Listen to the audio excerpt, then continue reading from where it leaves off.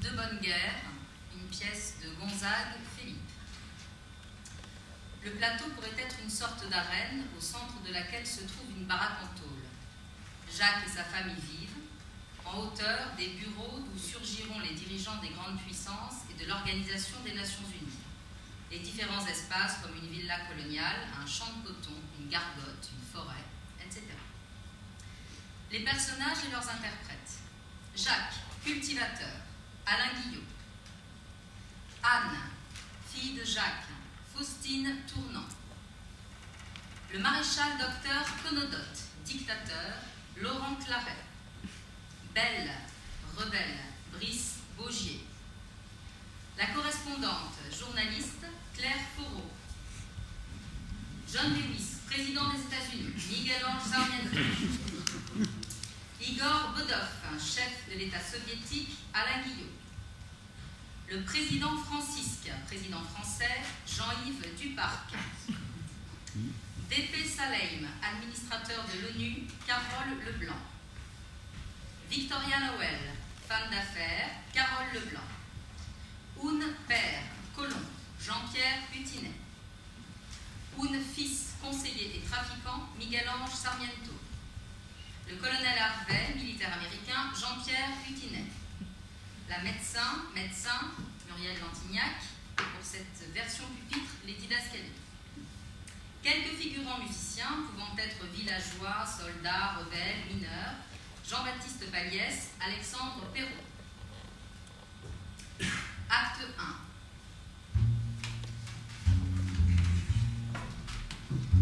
Une femme enceinte gémit devant la baraque.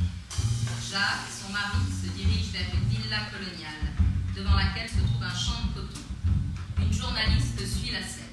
Nous sommes le 15 octobre 1976. C'est mon premier poste. 15 jours que je suis ici et pas une émeute. Presque toutes les colonies de l'Empire sont tombées sans moi. Je voudrais décrire par le détail, jour après jour, meurtre après meurtre, injustice après injustice, la chute de celle-ci. Ce protectorat a été découpé à la va-vite il y a un siècle environ par une poignée de serviteurs zélés de l'Empire. Ils s'étaient penchés sur une carte de la zone et y avaient tracé au crayon à papier les frontières actuelles selon des critères échappant au tout venant et après un déjeuner bien arrosé au vin rouge. Ils avaient figé une bonne fois pour toutes des frontières qui fluctuaient d'une saison à l'autre depuis des millénaires. L'Empire a horreur des frontières qui ondulent comme des serpents. Un bon serpent est un serpent mort. Jacques frappe timidement sur la porte de la villa. Monsieur Oun, monsieur, c'est Jacques. Jacques, votre ouvrier. Lui là, c'est Jacques. Je l'ai choisi pour ses épaules qui tombent. C'est l'homme qu'il me fallait pour écrire un bon article de fond. Oun père, chuchotant, en ombre dans l'encadrement d'une fenêtre. Gabi, n'allume pas la lumière. C'est Jacques, papa. Je ne sais pas qui est Jacques. Il y a des millions de Jacques sur Terre. Et je sais seulement que tous les Jacques d'ici veulent notre peau. Derrière la fenêtre, c'est Robert Oun avec son fils. La famille est dans le coton depuis 3 générations. Ma femme ne se sent pas bien. Monsieur, le dispensaire est loin, elle va accoucher. Monsieur Oun. On perçoit le cliquetis d'un revolver qu'on a. Du sang, enfin du sang, que ça coule. Gabi, laisse-moi lui régler son compte. Tu ne peux pas laisser cette pauvre femme accoucher ici. Lâche ça. Ma femme est propre. Elle ne salira pas votre voiture. Monsieur Oun. J'espère et je redoute que tout cela se termine avec des rues et des maisons abandonnées aux cadavres et livrées au croque-mort. Tu es avec eux. Je le savais. Gabi, je te le désirite. Le coton, c'est le passé. L'affaire ne vaut plus rien. Passe aux machines-outils. 3 milliards en banque et 4000 hectares de culture, tu appelles ça rien? Monsieur Oun, vous n'avez jamais eu à vous plaindre de mon travail, je vous en supplie. Emmenez-nous au dispensaire. Capable traître, mauviette, je te désirite. Tu n'as rien compris à la marche de l'histoire. Tout ce que tu as posé sur ton testament ne t'appartient bientôt plus. L'histoire, mais c'est moi qui l'écris. Papa, nous ne sommes plus les seuls à vouloir l'écrire et notre écriture est vieillotte. Personne ne comprend plus le latin. Même Vatican II s'est converti à la Vox Populi. Elle se vide, monsieur Oun, elle se vide. On ne me prendra pas ma terre. Tu m'entends, Gabi? On ne me prendra jamais à terre. Jacques abandonne. Il va chercher une carriole, il y installe sa femme, ils partent. Un coup de feu éclate derrière les persiennes de la villa coloniale.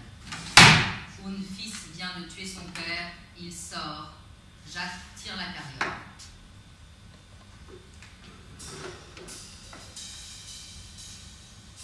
Seigneur Tout-Puissant, soyez à nos côtés. On arrive bientôt, Martha. Tout va bien se passer. Tout va bien se passer. Entre les jambes de la femme sort la tête de la petite Anne. Jacques tire toujours la carriole, la mère ne gémit pas. Waouh! Ça sent le fumier par ici. L'enfant aura ton nez et ta bouche.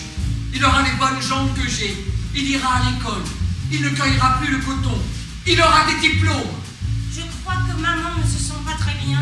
Soudain, un glas sonne. Jacques stoppe sa carriole et s'approche de sa femme. Surgit le président Francisque. De son bureau, il s'adresse à son homme de confiance que l'on ne verra jamais. Un glas sonne. Ah, Pocard, nos clochers, pays de cloches, réglés sur la même heure, résonnant aux quatre coins du pays, reconduisant heure après heure la tranquille et séculaire grandeur de notre empire. J'ai l'impression d'arriver au plus mauvais moment, moi. Jacques recouvre sa femme morte d'une couverture. Il prend la petite Anne dans ses bras et tire la charrette. Dors, dors, dors. Le perroquet viendra te réveiller. Est-ce que je finirai comme maman? Dors, dors, dors. Elle ressemble à sa mère, Anne. Elle voulait l'appeler Anne, si c'était une fille. On est arrivé trop tard, le dispensaire est si loin, Dieu l'a voulu ainsi. Dors, dors. Anne a tué sa mère. Que Dieu lui pardonne. Pas de dispensaire, qu'un champ immense couvert de petits points nus, chargés de leurs paniers, courbés, cueillant, cueillant. Et le soir, ils oublient leur mal de dos dans de la mauvaise boisson que nous leur vendons. N'est-il pas honteux que cette population qui a combattu plus d'une fois à nos côtés doive accoucher sur un lit de fumier? Ah, ces journalistes, dont leur désir de bien faire et d'exister, amassent des articles qui nous font honte. Ils démolissent cette république qui leur a appris à écrire et baiser avec distinction. Jacques se retourne soudain vers la façade de la maison coloniale. Monsieur Houn, vous avez tué ma femme, chien de colon. Vous avez tué sa femme. On veut un dispensaire. Surgissant de la foule, Belle attrape un jerrycan, s'avance vers le champ de coton et la villa coloniale. Il les arrose. Qu'est-ce que vous faites, Belle? Écrivez, mademoiselle, écrivez. Les nordistes se réveillent. Ce soir, l'empire des Houn va brûler. Demain, il sera à nous. Que leur fortune parte en torche jusqu'aux cieux. Allah est bon, la recevra avec grand plaisir. Ces propriétaires qui ont pris de force nos terres vont enfin apprendre à leurs dépens que cette propriété est impossible sans la destruction totale de l'ethnie d'origine. Ils ont malheureusement pour eux fait une grande révolution un peu plus tôt et eu le tort d'adorer un crucifié rempli de compassion. Ça leur a donné un petit doute sur notre extermination. Dommage pour eux. Tout cela va prendre fin. Cela vous effraie, mademoiselle. Belle craque une allumette, tout s'enflamme. Que c'est beau le feu. Après la pauvre maman, le planteur de coton Robert Houn est mort, brûlé cette nuit dans sa maison, un mort partout. Monsieur Houn, Francisque ne vous oubliera pas. Nous ne lâcherons rien. Qu'on me ramène ce Belle, mort ou vif. La guillotine fonctionne toujours encore très bien pour les chiens. Martha est enterrée près de la baraque. Le village entoure Jacques. Imitant son père, Anne lance des poignées de terre dans le trou. Je l'aimais, Martha, moi. Elle, je sais pas. Elle ne me l'a jamais dit, ça ne se dit pas, ces choses-là. Mais je l'aimais. Martha sera ta femme, m'ont annoncé les anciens un soir. C'est la coutume. Je l'ai tout de suite aimée. Je l'ai aimée aussi quand j'étais loin, dans la neige. Durant toute la nuit de noces. En attendant qu'elle soit enceinte. Je me suis jamais arrêté de l'aimer. Elle, je sais pas. Pendant qu'Anne continue de jeter des poignées de terre, Houn, fils, s'approche de la foule. Va-t'en. Je suis avec vous. Tu as tué maman. Papa ne veut plus te voir. Va-t'en. C'est toi qui l'as tué. Moi? Ne l'écoute pas. Allez-vous-en. Houn, fils, s'éloigne. Jacques sort une décoration de guerre. Elle en était fière. Je l'ai gagnée dans la neige. C'était la première fois que j'en voyais. C'est beau, la neige. C'est tout blanc. Mais ce jour-là, elle était toute rouge. Après, un général m'a épinglé ça sur la veste, elle brillait. Je l'astiquais. J'allais au bal avec, Martha en était fière. Les honneurs ne brillent pas longtemps pour nous. Tout ça, ça ne sert plus à rien. Jacques jette la décoration dans la tombe.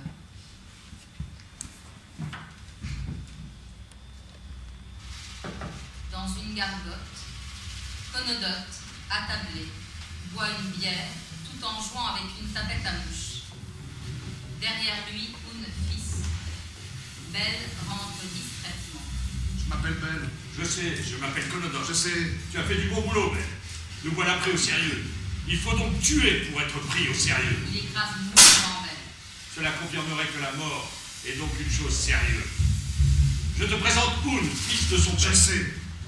Nous n'avons plus besoin de Oun par ici. Il nous a rejoints. Nous recrutons tout ce qu'il y a de meilleur. Nous aussi. Oun, ton père, a récolté ce qu'il avait semé. Je sais. J'ai besoin des nordistes. Nous avons besoin des sudistes. Tout cela tombe bien. Conodote. Il faut faire table rase de ceux qui souillent notre terre. C'est d'abord un système qu'il nous faut éradiquer. Tu veux rentrer au parti? Non. Nous devons nous assumer seuls à la lumière de notre propre histoire. Nous n'avons pas tous la même histoire. Conodote a repéré une mouche, elle s'envole avant qu'il n'ait pu l'écraser. Les colons nous ont pris si longtemps pour des mouches. Belle, imagine que cette mouche devienne énorme. Cette tapette serait ridiculement petite et bien inoffensive. Nous étions des petites mouches, nous allons devenir d'énormes mouches. J'ai vu la métropole se faire humilier, prendre une pluie de bombes lors de la Grande Guerre, où j'étais caporal d'infanterie. Je l'ai vu pleurer de faim, je l'ai vu pitoyable, écrasé. Ils peuvent donc perdre, Belle. Ils peuvent perdre. Allions-nous. Ok. Tu me plais bien, Belle. Jacques s'adresse au président. On veut un dispensaire. Pocard, un autochtone a jeté nos décorations par terre. Je fais quoi? Oui, c'est ça. On veut un dispensaire. Parce que maman, elle n'a vraiment pas supporté le voyage jusqu'au chef-lieu de canton. Et moi, je ne veux pas finir comme maman. Et puis, je veux du lait en poudre. J'en ai marre de téter à tous les saints du village. Je ne veux plus boire le lait des autres. Il est rance. Je veux du lait en poudre. Bon, Pocard, je leur donne un petit dispensaire. On veut plus! Conodote, Oun et Belle ont rejoint Jacques et Anne. Plus? Ils veulent plus. Que dites-vous, Pocard? Vous vous refusez au déclin. Or, nous sommes en période de déclin. Et en période de déclin, mieux vaut distribuer des bonbons aux indigènes que des fusils aux colons. C'est beaucoup moins cher. Allez, j'ouvre les portes de la réconciliation. On veut plus! On veut plus! On veut plus! Et puis quoi? Que dites-vous, Pocard? Le coton ne rapporte plus rien. Je mets fin au protectorat. Mais si on devient incapable de civiliser, nous ne sommes plus rien. L'Empire, Pocard, l'Empire. Mais sachez que cette indépendance ne pourra s'accomplir qu'en étroite association avec la mère patrie. On veut plus! On veut plus! On veut plus! Ils sont fous! Toujours dansant et scandant, Conodote, Belle, Oun prennent Jacques. On veut plus! Ça y est, le nord et le sud du pays sont aux mains des insurgés. Ils descendent sur la ville. La ville qu'ils vomissaient dans les toilettes, ils la vomissent désormais sur la place publique. Conodote, Belle et Oun tirent en l'air. Vous croyez pouvoir remettre tout ça en ordre avec des renforts, Pocard? Vous mettez un tel sérieux à faire des conneries que ça vous dédouanerait presque si vous étiez proconsul de la République. C'est fait, ils ont pris la ville. Vive Conodote! Oh, les braves gens! Quelle belle rue, tu ne trouves pas, Belle? Adieu, Napoléon! Je la rebaptise sur le champ rue Louis Conodote! Qu'en penses-tu? Vive Conodote! En moins d'une heure, tout le plan de la ville est à refaire. C'est fini. Pocard, c'est fini. Réalisme ou régression, j'ai choisi le premier pour ralentir le second. Notre oiseau s'est laissé pousser les dents. Ouvrons la cage avant qu'il n'ait rongé tous les barreaux. Laissons-le s'envoler. Quand il sera fatigué de voler, parce qu'il ne connaît plus ni le ciel, ni ce que c'est qu'une branche, ni même comment on gobe un moucheron, alors il reviendra dans notre cage accueillante. nous becqueter dans la main. Organisez le rapatriement, Focard. Et n'oubliez pas les curés. On oublie toujours de ramener les curés. Vive le Nord! Ah, les braves gens, tout va changer. Article 7, démantèlement des grandes propriétés. Dites-le, dites-le. Vive le Nord! Bien que j'ai été vers l'âge de 7 ans expert en purette, bénitier et ostensoir, article 11, Dieu n'existe plus. Bon débat. Ah bon, plus de Dieu? Article 4, abandon de la culture du coton pour celle des pommes de terre. Les patates, c'est bon, ça va, vive Conodonte! Vous faites quoi ce soir? Article 5, école pour tous en uniforme et en repas 2. Tu dis fou, Focard? Les curés refusent d'abandonner leurs ouailles. Ah, mon Dieu! Si tous nos colons avaient été curés, on sauverait le protectorat. Les sucreries nationalisées. Je ne t'entends plus, belle. La révolution se termine. Conodos, Belle et Oun rejoignent la gargote et s'y installent. Dans leurs bureaux respectifs, D.P. Saleim, Igor Bodov, John Lewis et le président Francisque. Je ne sers plus à rien. Je ne sers plus à rien. Ce n'est pas si grave, camarades. Il vous reste encore votre grande tour en ferraille, les parfums, les touristes et vos petites femmes que nous vous envierons toujours, gros vénard. Bon, attendons. Ce pays viendra nous rechercher quand il aura compris son erreur. Quel pays vous dites déjà? Celui soutenu par Igor Vodov. Vodov? Le genre de pays couvert d'arbres, de déserts, où l'on part chercher fortune pour revenir couvert de piqûres de moustiques. Vodov, oh shit. Je tiens à féliciter en effet le camarade Conodonte. Il va semer un modèle qui va fleurir chez tous ses voisins. Moi, j'ai gravi les échelons un à un jusqu'au suprême. Jusqu'au suprême, c'est long, hein. Il faut être loyal envers le dessus, arrangeant sur les côtés, impitoyable pour le dessous. Bon, bah, la couleur de mon prédécesseur avait viré sur sa fin au vin qu'on noie. Eh bien, je me suis juré de garder la mienne aussi vive qu'à sa délivrance. Du rouge. Igor, je vous l'interdis. Voyons, mon cher John, nous avons la même petite marotte. Nous passons notre temps à regarder la map monde, à la faire tourner autour d'index et à y planter où ça nous chante notre couleur. Et nous sommes deux seringues. Hein. Nous localisons la veine, nous y plantons l'aiguille, nous libérons l'anesthésion. Alors nous attendons un petit peu en jouant à la baballe. Nous reprenons notre seringue, nous l'enfonçons de nouveau dans la veine et puis nous aspirons. Saleim, proposez immédiatement à ce Conodonte un petit plan de développement. Je reste en effet persuadé que ce pays ne doit pas se refermer sur lui-même, que ce serait le livrer à tous les vices de la solitude. Dérèglement hormonal, anorexie, dépérissement de la race, masturbation, boulimie.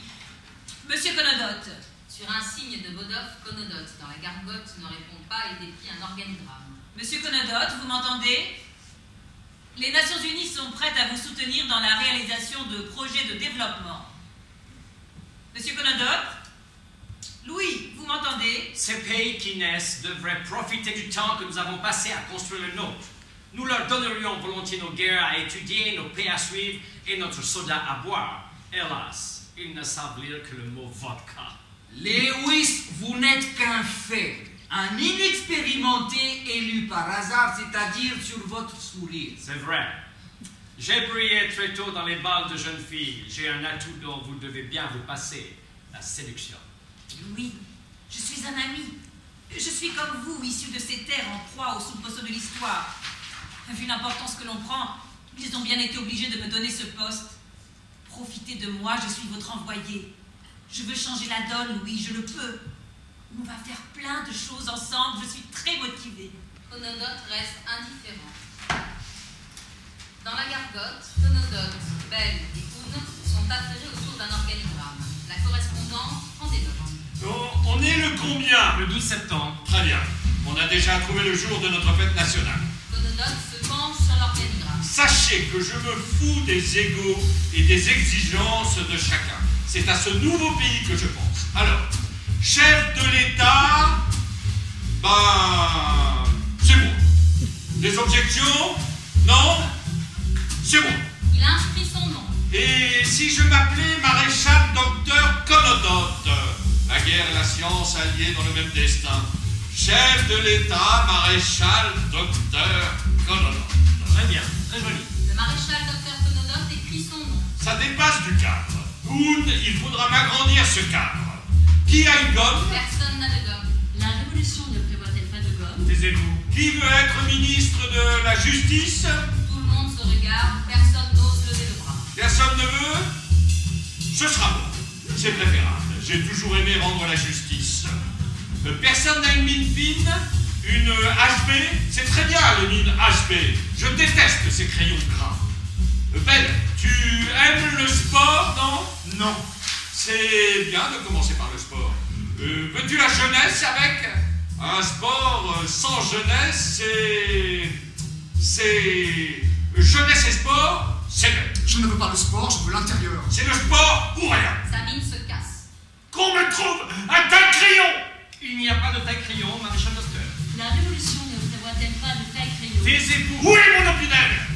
Qui m'a pris mon opinel? Dans votre poche. Merci, vous tu veux être mon conseiller spécial, camarade? Votre conseiller spécial. Oui, maréchal docteur. Monsieur Conodote, pourquoi les nordistes sont-ils si peu représentés? Vous vous taisez. Bon. Président Francisque, je vous laisse une représentation diplomatique au bord du lac. Elle donnera, une fois par mois, une pièce de théâtre de votre répertoire devant une dizaine d'esthètes nostalgiques ou quelques curieux des cultures en voie de disparition. Ça sera très... Vous ne croyez pas que vous allez vous en tirer comme ça? L'Empire a des restes. Il devient ballot côté cruauté, mais des restes très appliqués en agite-propre. Vous n'en reviendrez pas. Acte 2. La correspondante avance vers le champ où Jacques plante des pommes de terre. C'est comme un petit matin ensoleillé de printemps après un rude hiver, un matin inhabituel et fragile. Les hommes redoutent un retour de gel, mais espèrent avec illusion que ce petit rayon de soleil va se renouveler jour après jour. Au bord des routes indépendantes, sous l'ombre de parasols indépendants, s'avancent joyeusement des fruits indépendants, de la gnôle indépendante et des bouteilles de pétrole importées. Ça va, Jacques? Oui, ça va. Regardez ces plans. Ils vont bien donner le germe au zénith, toujours la queue en l'air. Ce n'est pas trop dur de planter tout ça? Non, plus rien n'est dur maintenant. Et puis, j'ai demandé la protection des ancêtres. Avec ça, ce serait le comble si rien ne poussait. Mais ne le répétez surtout pas. Pas de problème alors? Aucun, je vous dis. Même pas un rhume, un bras cassé, je ne sais pas? La malaria? Un petit assassinat? Rien, je vous répète. Et Anne, ça va? Ah, celle-là. Ah, Jamais j'aurais dû lui offrir une tortue.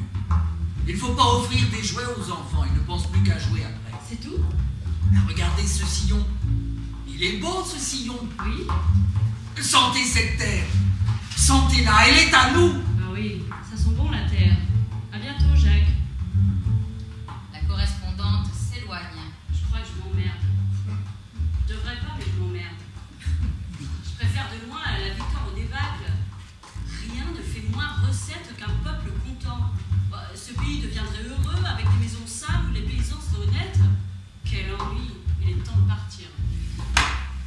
La gargote est devenue le bureau du maréchal docteur Conodote. Il est occupé à cocher des numéros sur une grille, sous l'œil de Kuhn, face à un bel exaspéré. Une loterie nationale? Vous êtes devenus fous. Nous n'avons pas fait la révolution pour jouer au loto. Pardon, notre loto n'a rien à envier à celui de la métropole. Cette grille a gagné en limpidité. Merci, Houn. Que s'est-il passé le 22? Il y a eu une coupure d'électricité. Merde. Belle n'est pas content. Belle va claquer la porte. Je suis à vous dans une minute. Belle, tu veux une voiture neuve? Je n'aime pas le loto. On sait. Tu n'as en bouche qu'une révolution couchée sur papier, pure et repassée comme un linceul. Détends-toi. J'ai des tuyaux sur des carcasses de veau. Maréchal, pourquoi la bière n'est-elle pas une production d'État? Pourquoi Houn l'a-t-elle rachetée pour rien? Tu commences à devenir ennuyeux, toi. Je suis un homme simple, Houn. J'aime les choses simples. sembles prendre plaisir à les compliquer parce que tu sais parfaitement que tu es les seuls à comprendre la complexité de ce que tu as créé. Je me suis marié à un combien? C'était un samedi. Un 12. Un 12? Ah, ça m'étonnerait, puis j'ai déjà le 12. Le 21? Je me demande ce que je fais là. Tu attends, comme tout le monde, que le maréchal finisse sa grille. Belle, furieux, quitte le bureau. Voilà, vous ne veuillez faire... fait valider cette grille, camarades. Passons au sujet suivant. Alors, où en sont les regroupements administratifs? Pocard, je compte sur votre petite loge maçonnique et son goût pour les bons tuyaux afin de ramener la grandeur perdue à la maison mère. Maintenant, il s'agit de toucher les dividendes sans se farcir l'intendance. Je vous charge d'épauler une contre-révolution formidable. Ben est-il le seul à avoir conscience de la déliquescence du régime? Sans doute. Il est plein d'état d'âme? Parfait. Serait-il un bon marchepied? D'accord. Il n'a plus brûlé ou de père? Soit. Paierez-vous cash ses voyages et toutes les poules qu'il souhaite? Bien. Pocard, vous êtes pratique. Quand je rote, vous puez déjà là. Belle, de son côté, tourne en rond. Quelle foire! Quelle foire! Cette clique au pouvoir est le fruit pourri d'un mélange de couleurs franches qui n'a fait que diviser l'homme en parts. Il est découpé en 2, en 5. Un homme découpé en 2, en 5 cherchera constamment l'autre morceau. Ce mélange a échoué parce qu'il balbutie à revendiquer d'où il vient. Je ne vois qu'une seule solution. Retrouver l'unité de l'être. Atteindre la pureté. Montez, Belle, montez. Vous êtes en bas, vous êtes petit, vous êtes déçu, comme je vous comprends. Sachez que l'air est très pur par là-haut. Plus on monte, plus on vole, plus on est léger. Il s'agit juste de bien maîtriser sa respiration. En bas, tout est lourd, n'est-ce pas? On vous offre l'asile politique en cas de problème. C'est sympa, non? On vous ouvre un compte bancaire secret en principauté. C'est très généreux de notre part. Non. Quoi? Je lui fournis un coup d'état clé en main et il sourit. Pocard, on maintient sa peine de mort par contumace. Votre amicale des maçons pourrait-elle également glisser à Conodote qu'un de ses ministres comploterait dans son dos? Jacques tient Anne par la main. Ils quittent le village et se rendent en ville. Je n'aime pas la ville. Il n'y a que des voleurs et des voitures. Je préfère les pommes de terre. Pour le zoo, la dame a dit par là. Papa, là, c'est par ici. Non, ici, c'est par là. Bon, ben, je sais plus, rentrons. Anne tombe en arrêt devant une salle de cinéma. Je veux voir le film, papa. Tu es trop petite, rentrons. C'est mon anniversaire. Il rentre dans le cinéma. Anne, fascinée par le film, le commente et le bruite. Jacques ronfle pendant le film. Boum! MacGregor traverse le double vitrage de la tour. Et MacGregor prend les 50 millions de dollars en petites coupures. Oh, il emmène la blonde du gros mafieux. Eh, papa, MacGregor, il est terrible. Moi, j'aime le cinéma. Les gentils ne meurent jamais. Ils tirent plein de balles et ils n'en prennent aucune. Papa, est-ce que MacGregor peut faire revenir maman? Papa? Le maréchal docteur Conodote est dans son bureau. Belle entre. Conodote tient un stylo dans ses doigts et tape régulièrement sur le bois. Boone est derrière elle. Belle, tu n'aimes pas le sport? Tu n'aimes pas tes camarades? Tu n'aimes pas ce pays? Tu ne m'aimes plus? Tu ne m'aimes plus? Comment va Francisque? Dis, tu ne voudrais tout de même pas prendre ma place? Je ne comprends pas. Je suis déçu. Je t'avais pourtant prévenu que tu étais trop impatient. Je t'aurais appris la patience. Je cherche le mot qui caractériserait ta conduite. Ça va sûrement me revenir. Ça y est! Tu es un traître, Belle. Un traître! Ce que tu m'as fait mériterait... Te repens-tu? Tu sais que tout ça est faux. Tu as fait de mon père un tas de cendres. Il serait dommage que tu fasses de même avec notre père à tous. Tout ça est faux. Je crois que tu es de trop, Belle. Qui n'est pas de trop? Regarde-toi. Tout ce que tu es, tout ce que tu as, tout ce que tu fais est de trop. Si tu n'étais pas en face de moi, je n'aurais qu'un beau paysage à l'horizon. Il en faut peu pour s'approcher du paradis. Tu ne vas donc plus être en face de moi. Tu es en état d'arrestation pour haute trahison. Estime-toi heureux que je ne te livre pas à Francisque. Oun est un soldat en poigne Belle.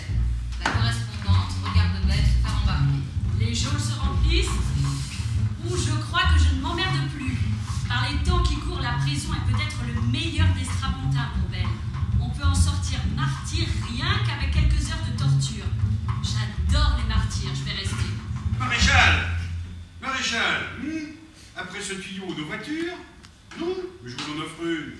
Nos vins, non, même nos vins. Toujours su que le marxisme-léninisme était rabat-joie. Nos livres, ils refusent même notre esprit supérieur. Mais je suis sûr qu'ils se vendent sous le manteau. Ah, la méthode de Descartes sous le manteau, ça doit valoir une fortune. Anne joue avec sa tortue près de la baraque. Elle la lance en l'air. Personne ne veut jouer avec moi, sauf Tortue. Elle dort avec moi sur les bancs de l'école. Elle saute avec moi par la fenêtre du fond. Les autres y disent, t'es méchante, Anne. Regarde ce que t'as fait à ta mère. Je n'ai rien fait à maman. C'est elle qui n'était pas solide. Tu me quitteras pas, hein. Demain, je te peindrai en bleu. T'es solide, toi, au moins. Je leur fais peur. Pourquoi je leur fais peur? Il y a toujours la peur derrière les caresses et les baisers que je reçois. Je n'ai droit qu'au bout des lèvres. Le maréchal docteur Conodox et Oun sont accroupis autour des tubercules de Jacques. Elles sont blettes. Regardez, Oun. Oui, bien blette. Complètement blettes. Je ne comprends pas. La pomme de terre est une affaire simple, pourtant. As-tu la carte du parti, camarade? Oh oui, monsieur. On dit oui, camarade. Et tu trouves que tu lui fais honneur, camarade? On fait tout ce qu'on peut, camarade. On sulfate, on arrache chaque jour les plants véreux. C'est la dernière fois.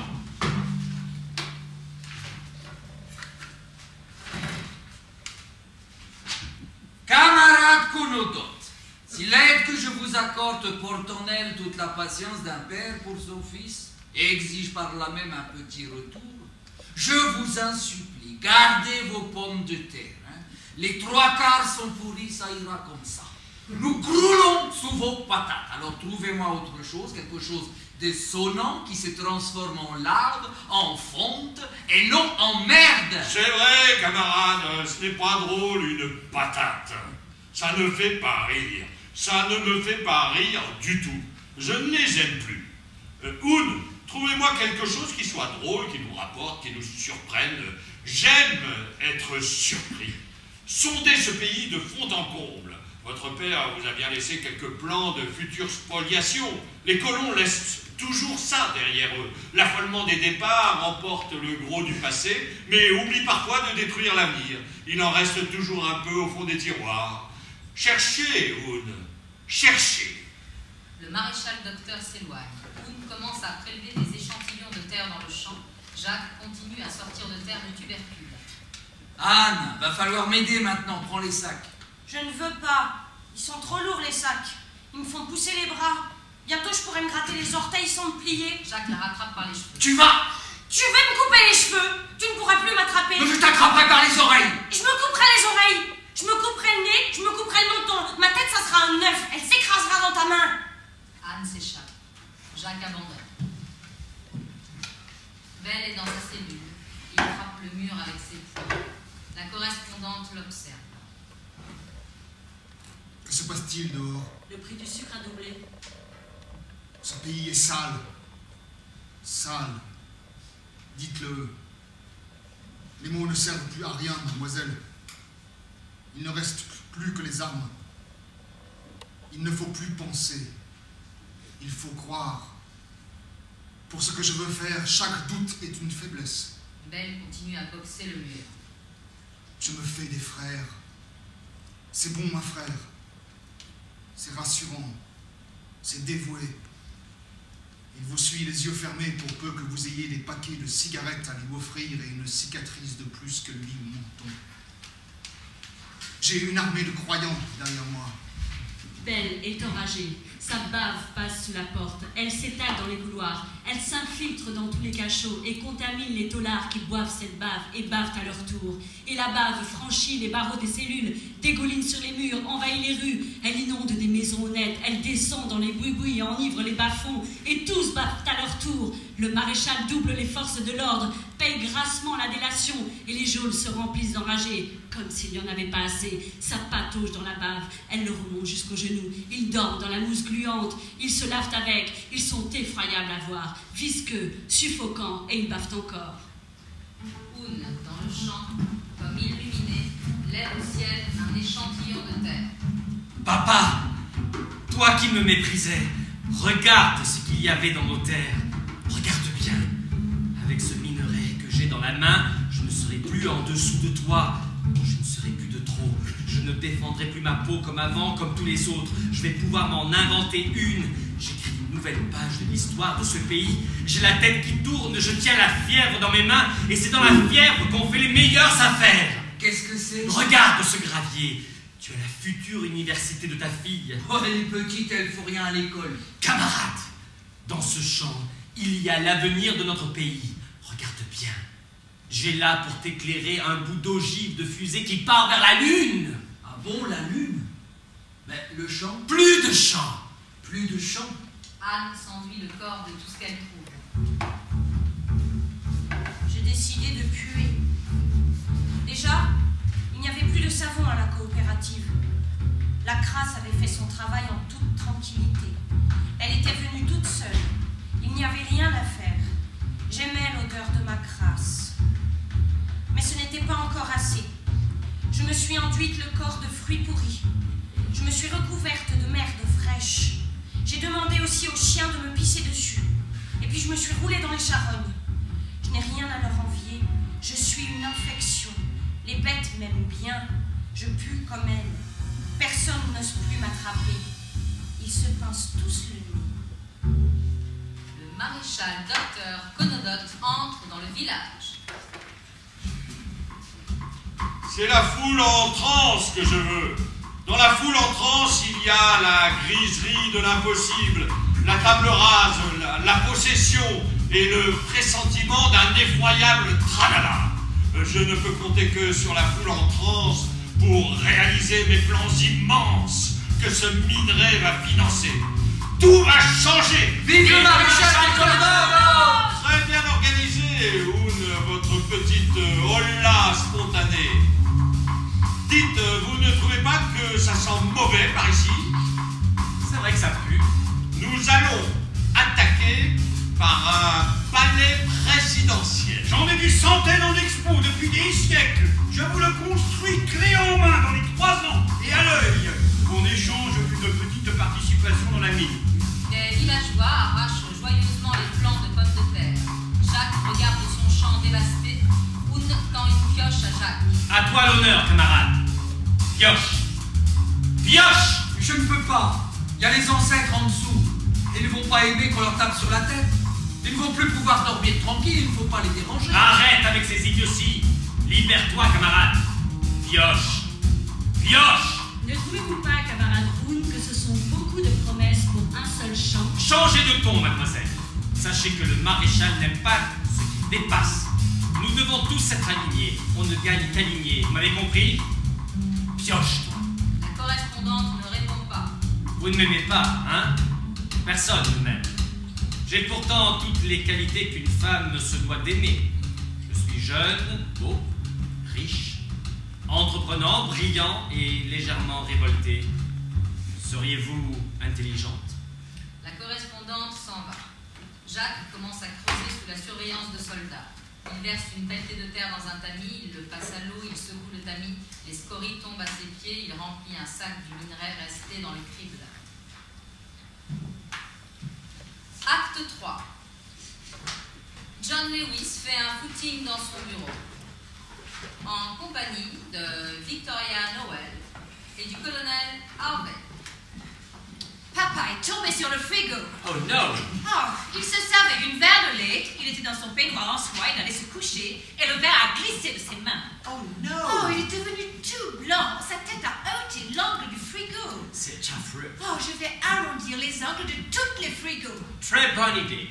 Ça me fait penser que l'avenir doit être meilleur que le passé, que l'espoir est le moteur de toute existence, que je crois aux vertus de la bourgeoisie associée à l'aigreur révoltante des pauvres, que je ne suis pas un fils d'éleveur de poulets industriels pour rien, et qu'il faut que je félicite Anne pour sa victoire aux législatives partielles, que l'accueil des chasseurs de loups et renards a été plutôt bon samedi dernier, qu'il vaut mieux qu'un enfant ait 2 parents, et c'est encore mieux s'ils ont une bonne assurance vie. Oh, j'ai si peur que papa meure. La mort, je viens de découvrir ça. Je viens de la sentir. Je n'aime pas du tout.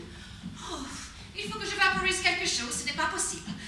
Joe, il faut que je m'étende, que je me multiplie, enfin, que je trouve un truc. Je veux ce minerai. D'ailleurs, je veux tout. Bodolph a mis la main dessus. Ça commence à bien faire.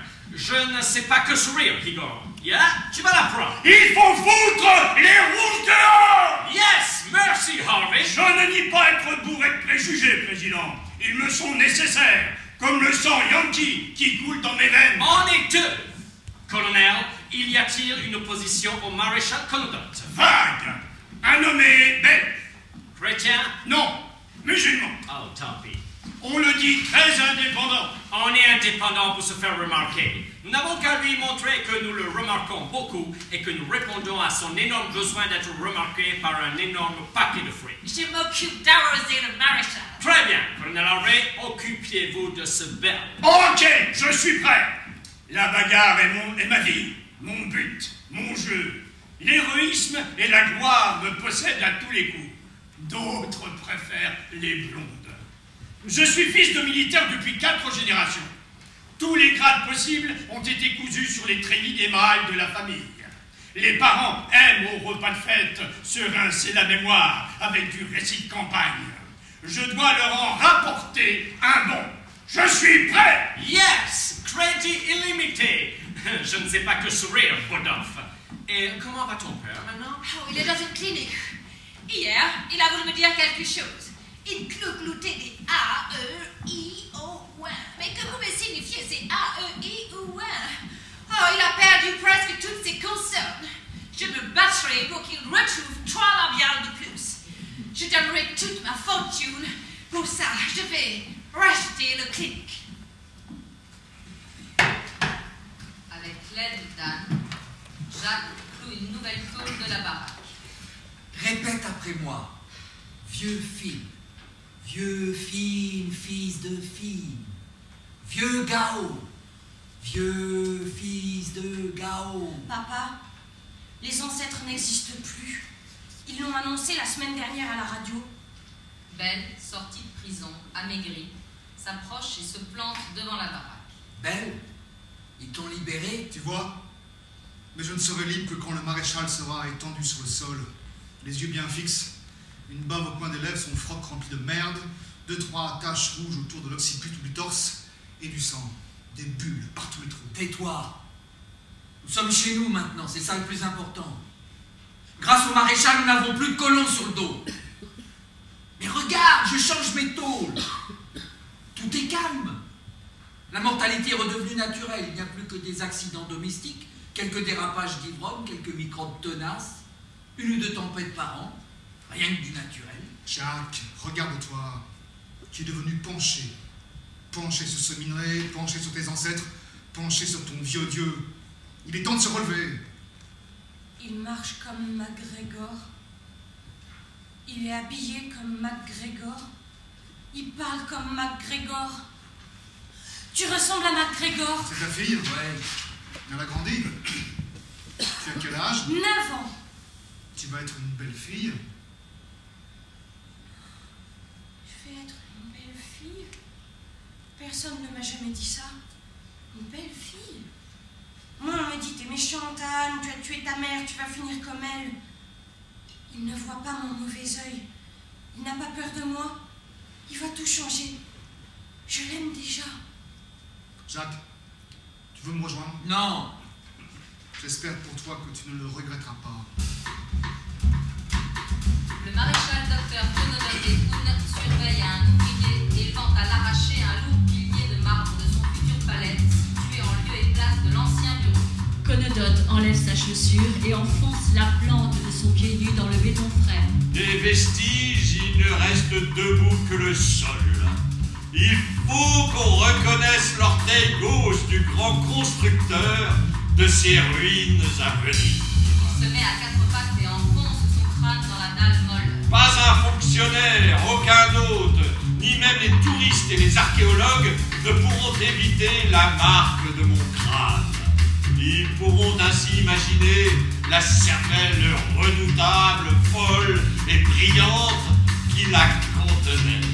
Victoria Noël arrive au palais en décolleté provoquant, en s'approchant langoureusement du maréchal. Le maréchal Dr. Conodote a les fesses en l'air. Maréchal, imaginez que je vous achète votre minerai au prix du marché. Le maréchal Dr. Conodote se relève, pieds nus, le crâne gris. Oun va lui essuyer le crâne. Au prix du marché, impossible, il y a Bodov. Eh oui, il y a Bodov. Imaginez $13 le kilo. $13? Ouais, mais il y a Bodov. Imaginez le double de ce qu'il vous fait. Le double? Bodov. Imaginez que vos mains soient claires. Imaginez qu'elles tournent des robinets plaqués or. Imaginez qu'elles trempent dans l'eau d'une jacuzzi. Maréchal, the véritable injustice en ce monde est celle du hasard de la naissance. Et la seule chose qui puisse tenter de réparer cette injustice, c'est l'achat. Or moi, je vous offre la possibilité de recouvrir la honte de votre naissance par une jacuzzi. Cette jacuzzi sera votre révolte. Vous serez à jamais une révoltée avec votre jacuzzi. Imaginez, maréchal. J'imagine, madame, j'imagine.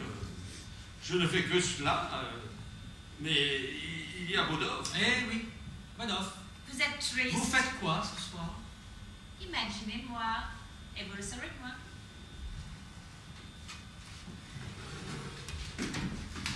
Dans la forêt, Belle et une petite troupe attendent dans un garde-à-vous approximatif.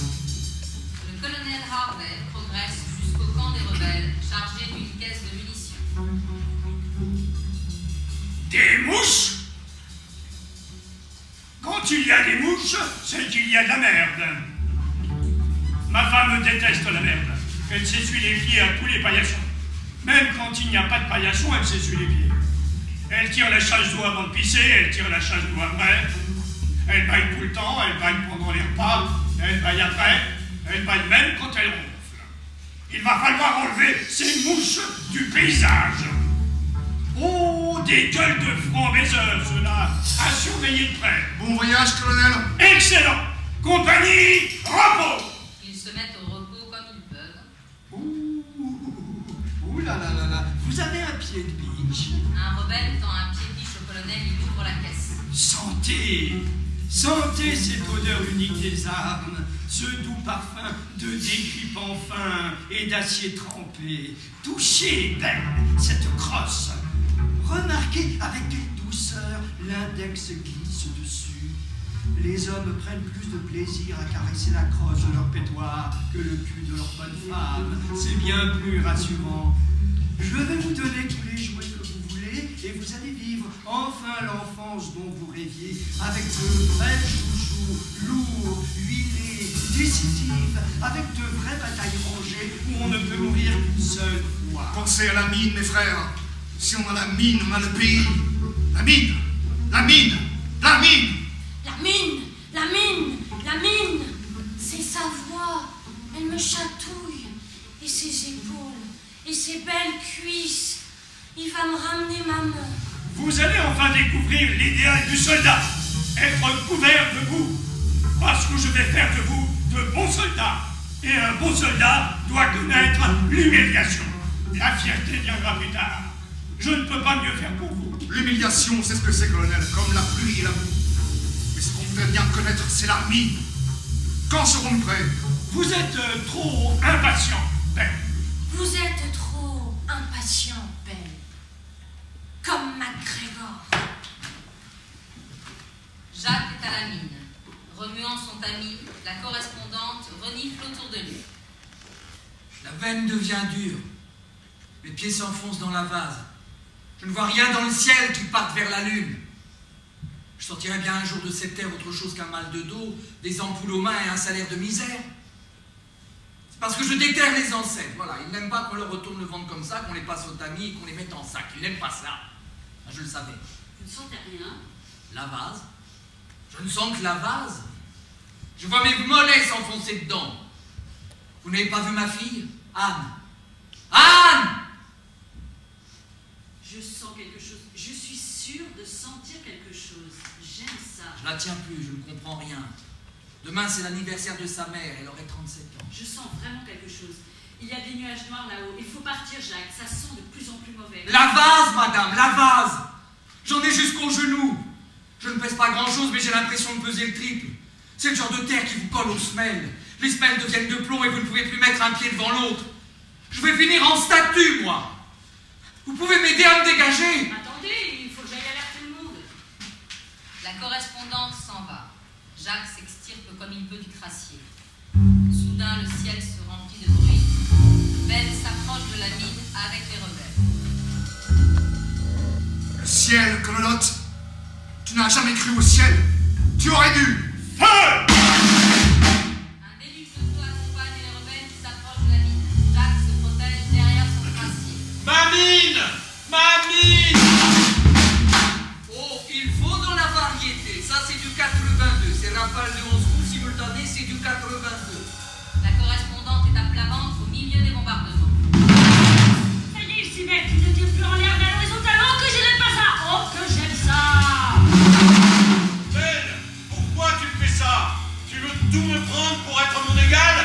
Mais quel intérêt, puisqu'il y a déjà moi? Excitée, Anne, sa tortue dans les mains. Pif, paf, comme McGregor. Une femme médecin arrive et s'approche de la baraque. Pardon, je cherche le champ de bataille. Oh, ça, c'est un peu plus gros. Oh, bah, ils ont de ça aussi, en bas. Merde, c'est du sérieux. Jambes arrachées sur la gauche, ventre ouvert près du puits. Ça rentre comme ça peut faire le crassier des toitures brûlantes. Que je n'aime pas ça. Oh, que j'aime ça. Un de moins. Il est dénoyauté, celui-là. Il s'agit, si ma vue est bonne, d'une tête qui a sauté en l'air d'un petit mouvement vif. Pif, paf, comme McGregor.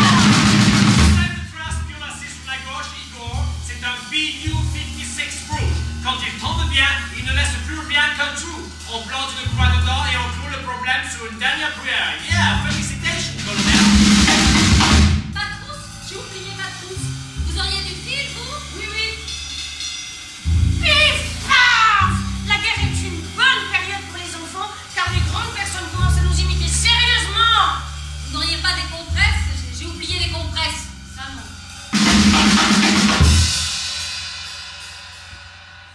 Mes frères, c'est à nous. C'est à nous. Cette mine sera le socle de notre nouveau pays. Vous êtes enfin maître de votre destin. Tout va changer. Nettoyez vos armes et partagez. Partagez. Le sang se partage. Il se boit en camarades. Tirez-le au litre. Vidangez les cadavres. Santé! Comme McGregor. Tortue? Tortue? Acte 4. Les grandes puissances dans leurs bureaux respectifs. Vous n'avez rien entendu par hasard? Il fallait s'y attendre. Messieurs, je dois intervenir. Laissez, Salem. Il se tire la bourre.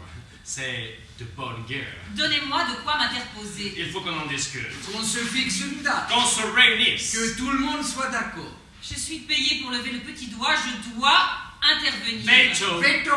Abstention. J'y arrive pas. Je suis une colombe et j'ai quelque chose d'apaisant dans le paysage. Mais n'oubliez jamais qu'une colombe est pourvue de bec, de griffes et qu'elle fiente aussi en plein vol. Dites, Lewis, cher ami, ne serait-il pas temps d'envisager de cesser l'escalade des armements stratégiques? Si vous cessez vos livraisons d'armes au maréchal et que les positions dans ce pays en restent là, c'est envisageable. Igor Bodov sort une bouteille d'alcool et sert 2 verres. Il trinque. À nos 2 pays. Ils boivent plus sec. Bodov remplit à nouveau les 2 verres. À nos brouilles. John Lewis jette discrètement l'alcool par terre. Je vous ai vu, John. Vous ne buvez pas, vous trichez. Victoria Noel, en tenue safari, arrive à la mine. Les rebelles nettoient le champ de bataille, empalent au passage quelques têtes de soldats. Oh, je vous envie, vous et vos hommes épuisés par les marches. La pluie, le soleil l'attendent, avec vos barbes qui poussent, avec vos corps qui sentent. Oh, j'envie vos cuites et vos récits de campagne, j'envie vos bottes dans le bout, les rations infectes avalées au bord d'un feu. J'ai toujours rêvé de faire le Paris-Dakar. Dites, je sais bien que nous devons nous fermer les yeux sur certaines imperfections de la nature humaine sans lesquelles aucune avancée n'est possible. Mais est-ce bien nécessaire cette tête de mort? Elle trouble. Or, nous sommes dans une situation trouble.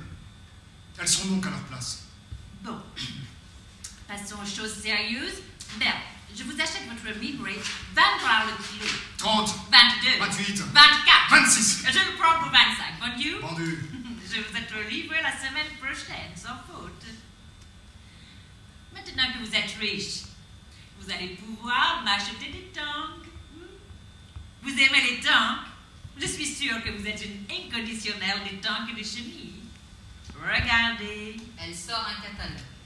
J'ai des M48 en version améliorée avec un canon de 90 et la tourelle est armée de 2 mitrailleuses coaxiales de 12,7. Je vous en mets une 50 pour commencer. Qu'est-ce qui ne va pas, Belle? Je vous sens hésitant. J'ai besoin de vous, madame. Mais en vous demandant de m'armer, je vous demande de m'asservir. J'en ai conscience. Ne l'oubliez pas. J'en ai conscience. Partez. Victoria Noel s'en va. La correspondante écrit près de la baraque. Conodot n'est qu'un admirateur de colonnes, de statues, de murailles, enfin de tout ce qui sent le plâtre, excessivement décoré pour 6 ans de débâcle. Il fait partie du patrimoine. Moi, à son âge, je ferais du Scrabble. Il n'a plus comme soutien sûr et fidèle que la peur qu'il inspire.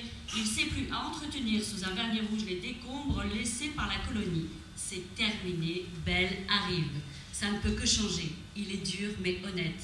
Laissons-le traverser son Moyen-Âge. Je suis persuadée que sa traversée sera 10 fois plus rapide que la nôtre. La suite m'excite beaucoup. Dans la mine, Belle aligne Jacques, les mineurs et les soldats encore vivants. Venez là, tous. Maintenant que vous êtes libres, vous avez 2 solutions. Ou vous travaillez pour nous, ou ce crassier sera la dernière chose que vous verrez sur cette terre. Jacques sort du lot un pansement à la place de son bras droit. Il ne faut plus toucher à cette terre. On l'a profanée, c'est un gruyère. Les ancêtres sont furieux, sans moi. Belle frappe Jacques d'un coup de poing, ce dernier tombe. Ce n'était pas dans le film. Vous n'avez pas le droit de me faire ça. Pourquoi? Je suis encore qu'une enfant. Jacques se relève. Allez, viens, Anne. Mais moi je ne sais plus. C'est pas vrai. Bah voyons, c'est pour rire. Je suis sûre que c'est pour rire.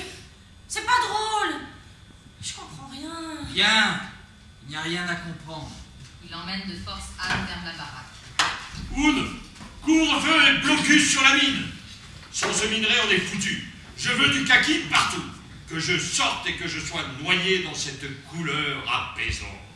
Le kaki. Mettez-y le prix. Les caisses sont vides, maréchal docteur. Trouvez-moi du kaki. Du kaki, je bois que ça. Camarades, si vous voulez garder un pied sur ce continent, il faut nous aider. Je vais éclater, camarade. Le monde est si grand. J'ai d'autres feux à éteindre et avec toute cette eau, ça devient le bourbier. Ça me fait rouiller, puis ça me noie. Avec quoi me payerez-vous? Je vous gage 100 ans de plus l'exploitation du minerai quand nous aurons repris la mine. Car nous allons la reprendre. Ça fait sur 232 ans. Mais alors, qu'est-ce que 100 ans de plus? Vous oubliez notre rêve? Nos plans immenses? Monsieur le Président, vous n'auriez pas du kaki? Du kaki? Oh, mais si, j'en ai. Du 3652.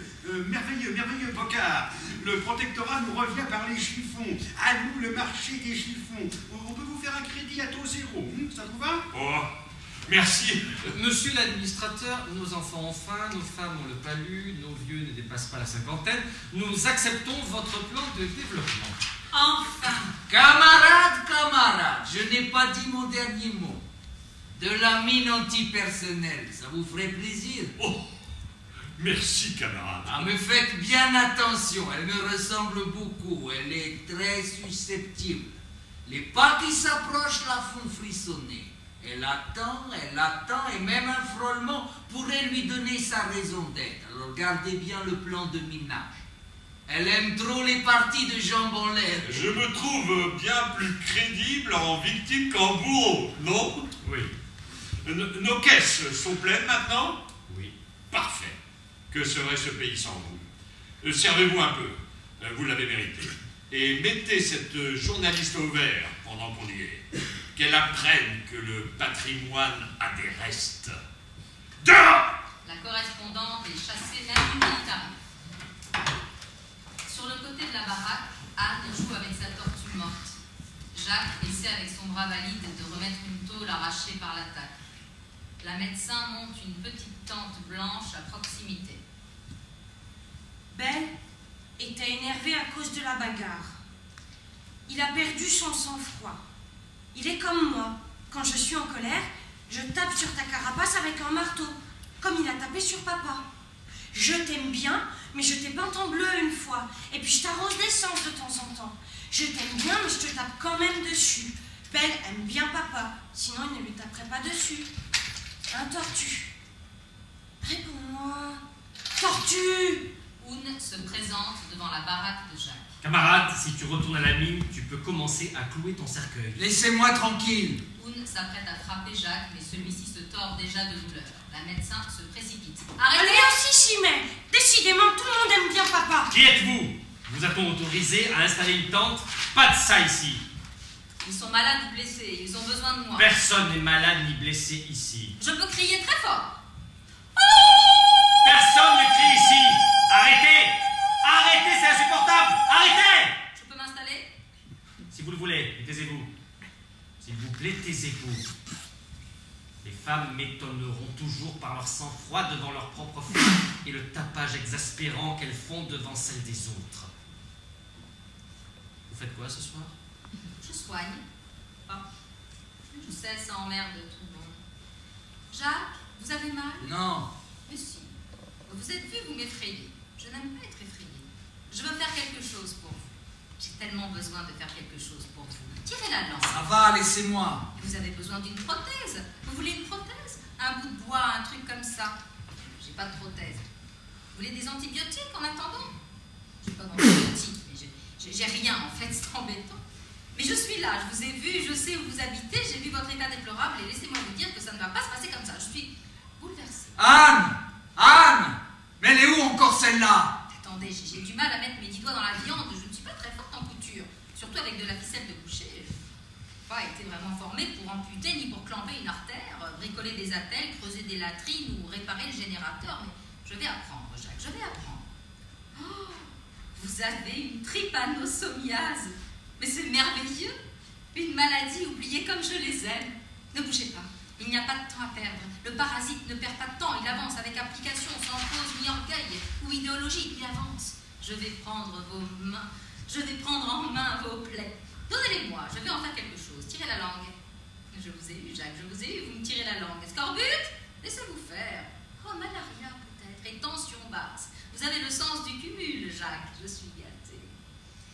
Je vous vois et je renverserai des montagnes. Je vais vous trouver des pilules. Comment vous sentez-vous? Ce n'est rien, mademoiselle, ça va passer. Je vais aller chercher des plantes dans la forêt. Il faut s'agenouiller et prier. Bienheureux les croyants. Ils dégagent le pire d'une prière. Mademoiselle, auscultez-moi s'il vous plaît. J'ai sûrement un truc, moi aussi. Mademoiselle, si vous acceptiez de dîner en ma compagnie ce soir, je vous dirais que cette terre était à moi. Tâtez là, oui. Que tous mes souvenirs d'enfance sont dedans. Je vous dirais que je l'ai perdu. Ici. C'est dur, non? Et je vous dirais que la tristesse n'appartient pas qu'aux pauvres, que les riches aussi peuvent avoir de la peine. J'ai mal là, touché. Oui. Oh, ah. Mais ce crétin ne sait pas ce que c'est de perdre quelque chose, puisqu'il n'a jamais rien possédé. Il n'a jamais goûté à ça. Il n'a pas votre appétit, c'est un appétit de rassasié. Ça ne l'intéresse pas, moi non plus d'ailleurs. Ce n'est pas une faim, mademoiselle, c'est une drogue. Connaissez-vous un remède à ça? Vous allez très bien. Toujours pas libre ce soir? Je peux avoir des prix sur les prothèses et les gouttes à gouttes, si vous le voulez. Des pilules. Vous avez des pilules? Les rouges. Oubliez les pilules. Les laboratoires n'en font plus. Pas de marge. Mademoiselle? Le médecin s'en va. La correspondante a quitté la scène. On l'aperçoit marcher au loin. Qu'est-ce qu'ils vont devenir sans moi? Qui va dire ce que je disais? À quoi ça sert d'être malheureux si je ne le raconte pas? Des années que je n'ai pas vu de ville illuminée. Je m'y perds. Les magasins sont pleins et décorés. Des automates escaladent une vitrine puis retombent. Un Père Noël agite des cadeaux sous le nez des gamins. Ils sautent dessus comme des chiens pour les attraper. Dans les rues, les maisons, les cafés, il n'y a plus cette odeur naturelle de pourriture, de sueur, d'arbres. Il n'y a que des odeurs fabriquées et agréables. Les gaz d'échappement sont agréables. Les déodorants des pissotières sont agréables. Ça sent la fraise, ça sent la rose et le mimosa. Mais je n'ai pas dit mon dernier mot. Je connais la merde. Je sais la remuer. Je sais lui donner tout son fumet. Anne s'est introduite dans la mine. Autour d'un feu de camp, un des rebelles lui propose un joint. Ne touche pas à ça, Tute. Je ne suis plus petite. J'ai 12 ans. Laissez-la. Tu es dans l'équipe, petite sœur, hein? C'est une bonne équipe. Avec une bonne ambiance, des bonnes blagues. Oh tiens! Vous connaissez MacGregor? Quand MacGregor, il saute de l'hélicoptère et qu'il saute sur le toit de la tour de 73 étages, qu'il la descend en rappel d'une main. Laissez, colonel. Elle s'amuse. Ouais, c'est une bonne équipe.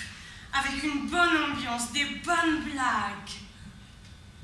Je vois le feu en suspension. Ça me change. D'habitude, il ne bouge jamais. Si un feu peut se promener de droite à gauche et de bas en haut, ma mère, elle peut revenir? Oui. Tout est possible. Tout peut revenir. Tout peut changer. Je ne t'avais jamais regardé, Anne. Mais tu es presque une femme. Une très jolie femme. Tu es belle. Tu le sais? Cet enfant a le rire chaleureux et tellement vivant d'une future morte. Le médecin quitte sa tante. Victoria Noël est au chevet de son père. Beuh. Dis beuh, papa. Beuh. J'ai acheté le brevet pour retrouver tes consorts. Tu vas pouvoir dire beuh autant de fois que tu veux. Tu peux être fier de ta fille. Les soutes de nos transporteurs sont pleines de minerais. La ligne n'est pas morte. Je continue, papa. Madame, j'ai besoin de vos pilules rouges. Je ne les trouve pas. Où les avez-vous mises? Oh, papa est très malade, vous savez. Son cœur s'est arrêté. Sa tête a heurté le frigo. Elle saignait. Il a voulu poser sa main sur le plaid, mais sa main ne savait pas où était le plaid.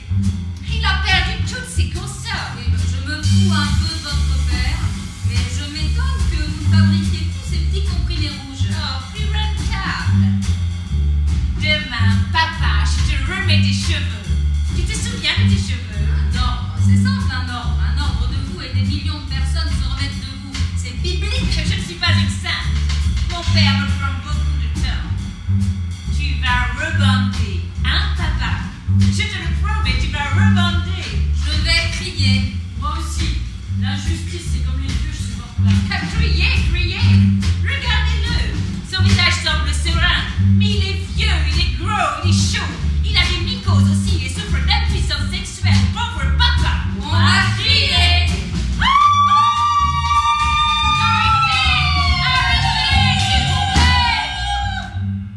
Arrêtez. Oh, je vais retrouver une stock de boîtes. Des comprimés dans les placards, ce n'est pas ça qui manque. Mon laboratoire va les donner. C'est un don du laboratoire Nowhere, je donne. Dans la mine, des rebelles remplissent des sacs de minerais. D'autres déroulent des barbelés autour de l'enceinte. Bell consulte une carte d'état-major. Quelque chose ne va pas, Bell. Qu'attendons-nous, colonel? Des préfabriqués. Je me fous des préfabriqués. Nous cassons, nous réparons. Nous sommes polis. Je n'aime pas la politesse. Savourez votre victoire. Savourer sa victoire a déjà le goût d'une défaite. Nous aurions dû continuer sur notre lancée. Il ne fallait pas leur laisser le temps de se retourner. Les dos sont des cibles si faciles. Ce n'est pas ce qu'on vous apprend dans vos grandes écoles militaires, colonel. On nous apprend aussi la patience. Je n'aime pas la patience. Belle, faites-moi confiance. Il y a des fondations nécessaires à construire. Les hommes deviennent trop adroits pour être révoltés. Aucune envie qu'ils deviennent des gardiens de square. Nous sommes là à attendre quoi? Que le maréchal nous reprenne la mine? Je ne comprends pas. Nous devons continuer. À force de conquérir le nord, on finira bien par prendre le sud. Parce que sur cette terre toute ronde, le nord devient vite le sud. Colonel, j'ai l'impression que vous me menez en bateau. Jacques retourne de la terre autour de sa baraque. Je revois Martha caressant son ventre. Elle se cache pour le caresser. Elle est surprise que je la regarde avec sa main sur le ventre. Elle me sourit. C'était rare. Si un hippie peut encore sortir de cette terre, c'est que Dieu ne nous a pas encore totalement oubliés. Anne aime le maïs. Elle reviendra un jour le croquer. Je le ferai griller. Avec ça, on pourra faire du pain, de la soupe, du feu, des salades, de l'alcool. J'ai beau l'appeler, elle ne revient plus. Elle me dit juste par-dessus les barbelés que tout va bien, qu'il ne faut pas que je m'inquiète. Je les connais, les hommes. Une fille, ça mesure 1 mètre et des poussières, c'est monter sur 2 jambes et ça se retourne facilement. C'est une petite femme maintenant. Elle ressemble à Martha. On entend un avion tourner au-dessus de la mine et du village. Tous lèvent les yeux au ciel. Ils suivent avec intérêt l'approche de l'avion. Le transporteur! Le transporteur! On dirait un gros coucou. Il a un joli bec. Il penche. Il a les ailes toutes raides. Il en fait de manière... Des pilules, des pansements, des béquilles, des prothèses. Des temps, des canons, de la poudre. Des sprays, des petits plats, du savon. Soudain, une déflagration fait exploser le transporteur. Rire du maréchal docteur Conodote. Mes sprays? Mes pilules. Félicitations, colonel. Voilà où votre patience nous mène. Félicitations. Anne, tu veux prendre les armes? Chouette! Comme MacGregor. Elle n'a que 12 ans. 13! Tiens. Belle tend à l'enfant une mitraillette. Ta nouvelle tortue. Tu es promu d'office au grade d'adjudant-chef. Adjudant-chef tortue. Il n'y a que les guerres pour donner du galon aux femmes. Si ça continue, elles auront peut-être une âme. Dans son bureau, le président Francisque tient une lettre dans une main, un chèque de l'autre. En vous souhaitant plein succès pour votre réélection et en espérant le renforcement de notre coopération, signé Maréchal Docteur Conodote. Ce geste me touche. Je saurais répondre à ses attentes. Pocard, où trouve-t-il cet argent? C'est extraordinaire. Cher ami, je vous remercie. Ce chèque va porter ses fruits. Oh, ce n'est pas grand-chose. Monsieur le Président, je crois que je ne suis plus communiste. Quelle bonne idée. Igor Bodov lui-même semble hésiter maintenant entre le musée et le cimetière. Vous faites le bon choix. Croyez-vous que vous pourriez m'accorder un prêt pour financer la restauration de la cathédrale? Quelle bonne idée. Maréchal, vous m'étonnerez toujours. Accordé. Pocard, qu'on s'arrange avec le Saint-Siège. Dieu mérite bien un prêt. En fait, Pocard, je sais qu'il en va de la santé des démocraties de ne pas savoir ce qui se passe dans leurs artères-cuisines, pour peu que les plats soient bons. Mais livrez-vous, comme on dit, de la poudre et des canonciers à Houn dans des caisses de lait concentré et des barils de morue norvégienne, alors qu'un embargo a été décrété dessus? Hein? Pocard? Pocard? Hein? Ah, je ne suis pas au courant. Ah, très bien, je préfère. Après avoir sniffé de la colle dans un sac en plastique, Anne sort de la mine et se dirige vers la baraque de Jacques. Je suis à mon maximum. Les couleurs sont vives. Les odeurs sont fortes. Les oiseaux me cassent les oreilles. Je suis une tige de fer. Je vois à travers les arbres. Je ne crains plus le froid, ni le chaud, ni la pluie, ni le vent, ni personne. On ne me rattrapera plus. Elle se plante devant son père, le menaçant avec son arme. Ma fille, te revoilà. Viens, embrasse-moi. Je ne suis plus ta fille. Je suis la future Major Tortue. Donne-moi ton maïs. Belle veut manger du maïs. Mon maïs. Tu dois me donner ton maïs. Je ne donnerai rien à Belle. Je suis ton père. Je n'ai plus de père. Donne-moi ton maïs. Qu'est-ce que c'est que cette arme? Donne-moi ton maïs. Tu as déjà tué ta mère, tu veux faire pareil avec ton père? Mais lâche ça. Lâche. Anne. Jacques tente de prendre la mitraillette de sa fille, une rafale part accidentellement. Anne tombe à la renverse, Jacques est indemne, l'adolescente se relève et s'enfuit.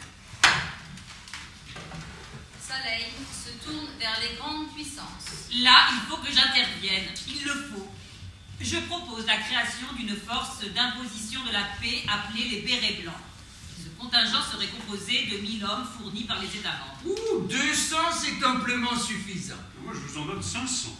Le règlement interdit la présence de soldats issus d'une ex-colonie, désolé. Qui d'autre veut fournir ce contingent? Qui?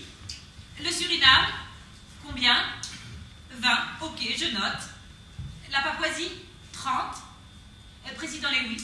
Sans moi. J'ai élection dans 2 ans. 50 pour le Honduras. Merci, le Honduras. Turquie? 100.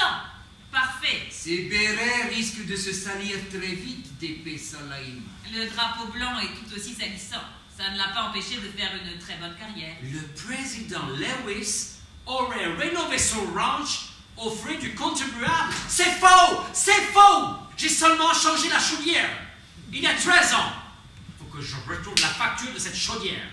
Je ne vais pas perdre la présidence pour une histoire de chaudière. Allez, 300 bérets et n'en parlons plus. Dites, pendant qu'on est là, mon installation de missiles sur le sol, elle vous intéresse, oui ou non?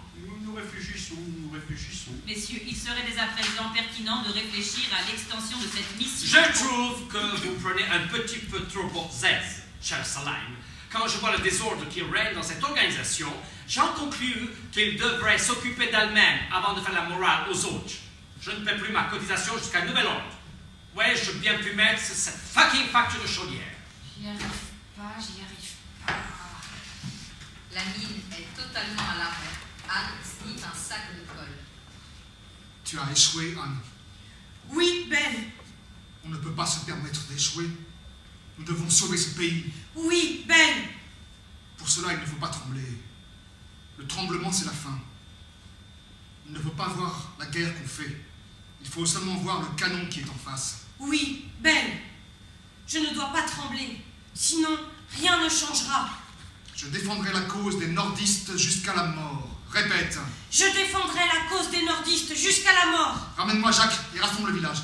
Anne court au village. Elle aperçoit son père et l'attrape par le bras, le tire jusqu'à l'entrée de la mine. Qu'est-ce que tu fais? Elle le met à genoux. Belle donne un revolver à Anne. Vas-y, Anne. Belle, vous êtes sûr? Taisez-vous. Anne, vas-y. J'ai pas tué maman et je suis enceinte. Elle abat Jacques d'une balle dans la tête. Vous ne faites jamais l'erreur judiciaire dans votre pays, colonel. Disons que c'en est une.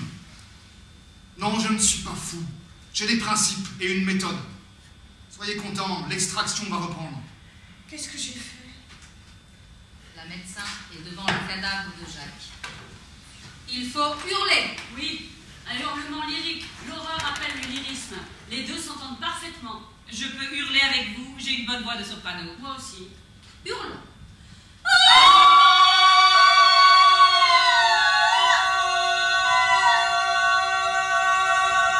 Elles ont raison, ce n'est plus possible. Cette balle est un miracle. Mes conseillers cherchaient désespérément une action spectaculaire pour les primaires.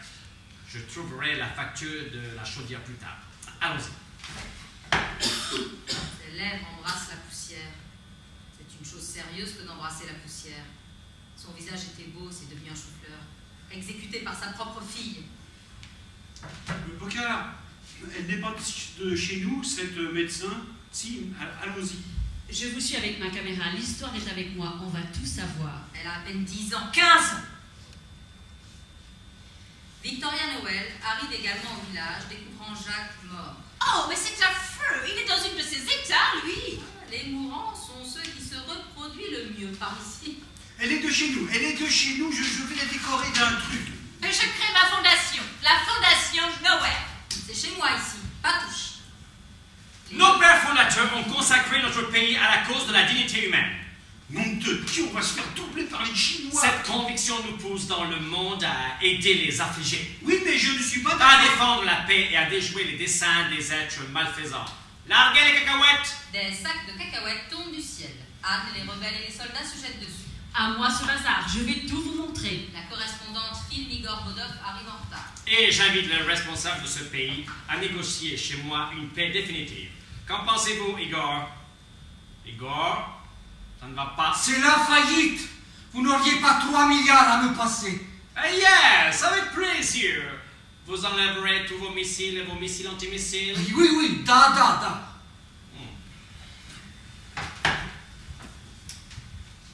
Acte 5. 2 lieux en simultané. Au palais, Poon prépare le maréchal Dr Conodot.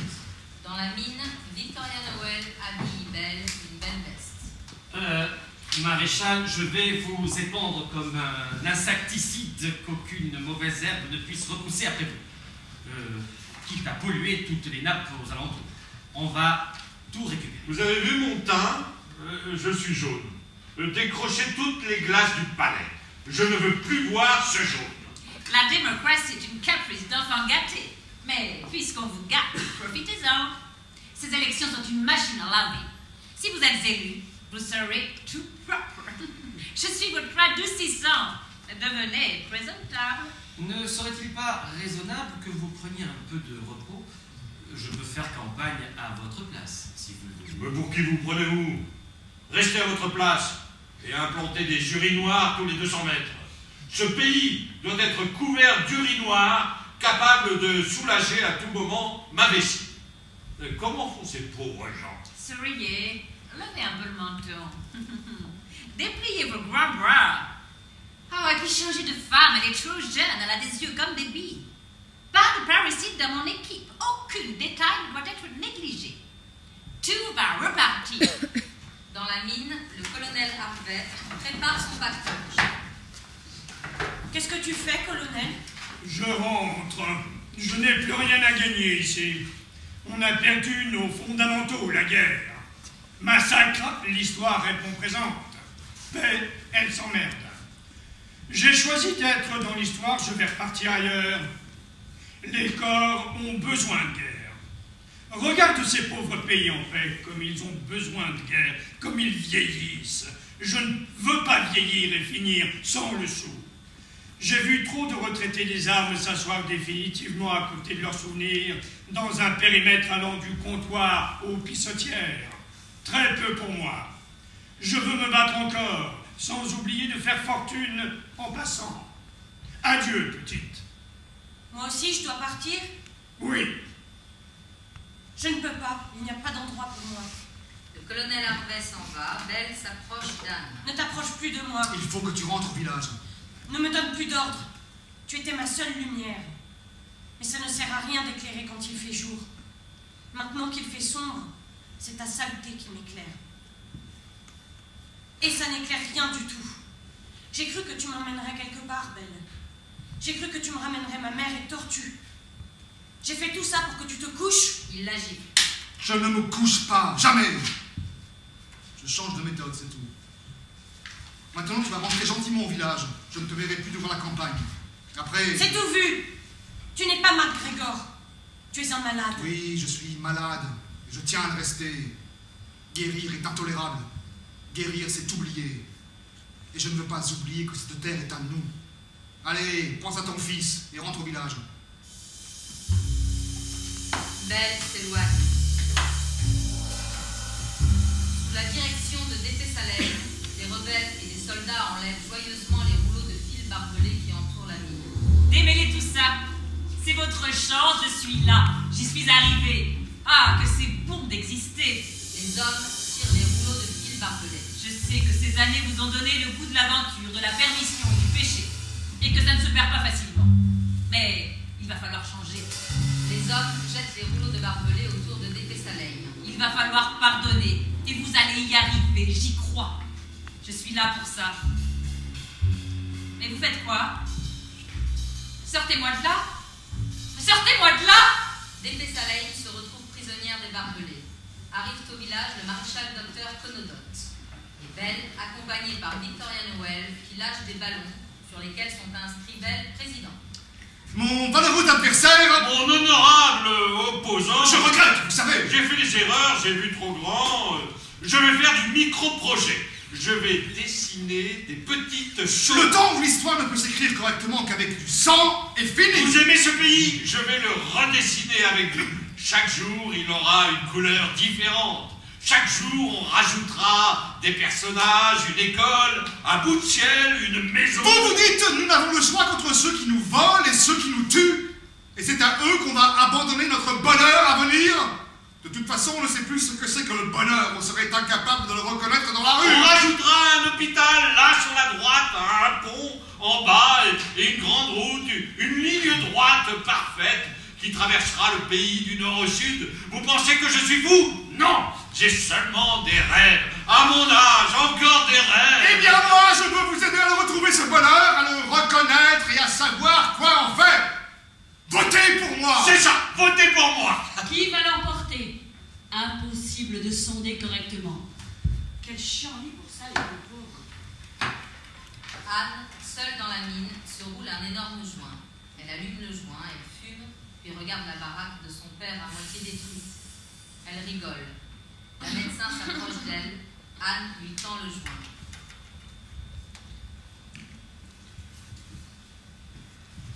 T'en veux, médecin? J'en ai plein. Pas cher. Fraîche. Ça aide, tu sais. On n'a plus besoin de voir autour. Autour, c'est pas beau. Et ça rapporte rien. Avec ça, on ne voit que ce qu'on veut voir. Ça aide, médecin. Parce que ce qui est vrai, elle l'est. Pense à ton enfant, Anne. Pas la peine. Mon ventre grossit pour rien. Qu'est-ce que tu veux faire? Tu ne vas pas te tuer toute ta vie. Il faut que tu penses à autre chose. Tu veux retourner à l'école? Je sais pas. Tu veux faire aide ménagère? Je sais pas. Tu sais coudre? Je sais pas. Où avez-vous enterré mon père? À côté de ta mère. Au palais, le président Francis, Igor Bodov, le maréchal docteur Conodote et Oun boivent. Ils approchent de l'ivresse. Alors comme ça, maréchal, vous privatisez. Il faut bien. La dette, 190% de la production annuelle. Voilà le mal qui nous ronge, Richard. La dette, la dette. Mais merde, hein, je vais tout de même pas rembourser sur ma cassette perso. Hein. Je ne me ferai pas ruiner par Saleh. Conodote, la Banque nationale. Je l'ai promise à Victoria Noël. Le maréchal docteur se lève et va aux toilettes. À Noël? Au Conodo, je comprends pas. Si vous mettez pour la banque, Pocard peut être très généreux avec vous. Il vous diminue votre dette. Je te la reprends, la mine, si tu gagnes. Oh, ça a l'air d'aller mieux, vous. Le gaz, on privatise nous aussi. Je comprends rien. Bon, j'annule ta dette, Kono, hein, et tu me laisses la banque. À la banque, Riri, je peux pas. Hein. Je privatise la voirie, l'équipement, les éboueurs, la distillerie, si tu veux, mais pas la banque. Ok pour la distillerie. Mais je te l'annule un peu, je te dis, conne. Excuse-moi, mon chou. Il s'éloigne encore pour aller uriner.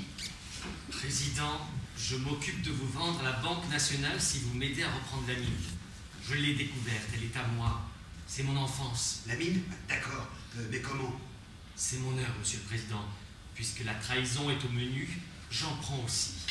Le maréchal n'en a plus pour longtemps. L'empire des Huns va renaître. J'ai confiance en moi. L'ennemi est dehors, à droite, dedans, en dessous, à gauche, au-dessus, mais c'est mon heure. Je dois sauver le pays avant tout le monde. Laissez-moi faire. Ah.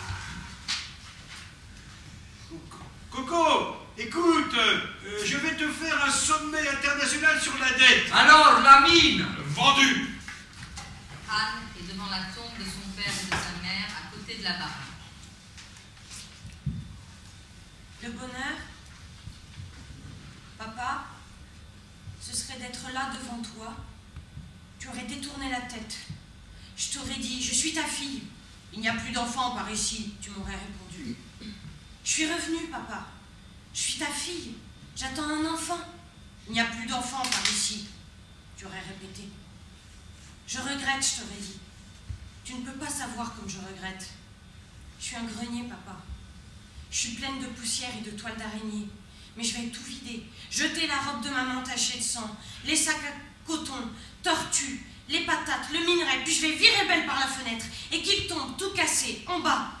Je vais récurer à grande eau là-dedans. Ça va briller. Tu aurais souri? T'es mal coiffée, je m'aurais dit. Je t'aurais demandé une photo de maman. On aurait regardé. Elle rentre dans la baraque en tôle. Dépé Saleim renverse une urne devant la tente de la médecin. Tout le monde vient l'entourer. Il procède au décompte des votes pendant toute la scène. Belle, Conodote, Belle, Belle, Conodote, Conodote.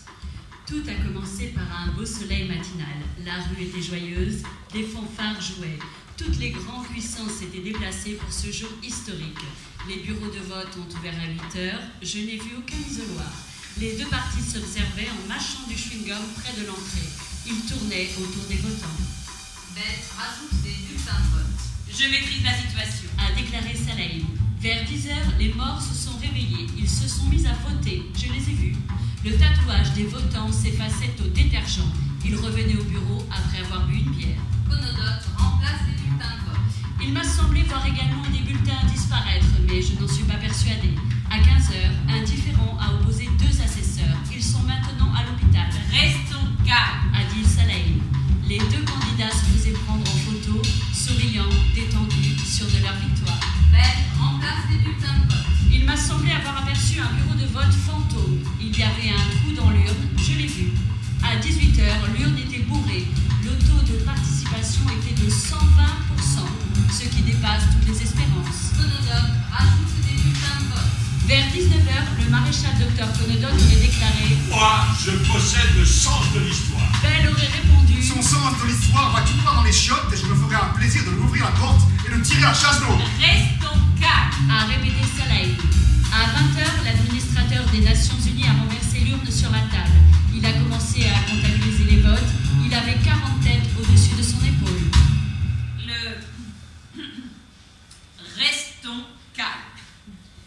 Le vainqueur est... le maréchal Dr Conodote avec 58% des voix. Belle, 42%. Après un long silence, Belle arrache son costume et renverse l'urne. Belle n'est plus calme. Qu'est-ce que vous faites? Je suis subjugué.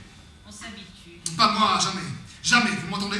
Belle saisit un jerrycan d'essence. Il se dirige vers la mine. Vous allez voir ce qu'on peut faire avec de l'humiliation. J'en ai à revendre ce soir.